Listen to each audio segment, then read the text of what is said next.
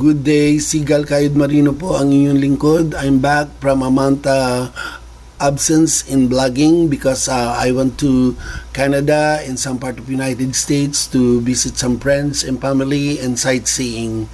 I'm very sorry that I wasn't able to vlog right there, but I like to share you some of the footages I had in traveling and seeing places.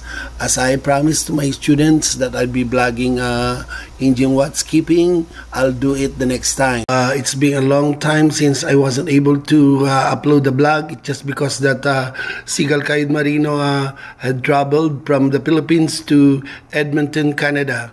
I'm taking right now a vacation, and I hope that I may share with you some of the footages of the picture that I had.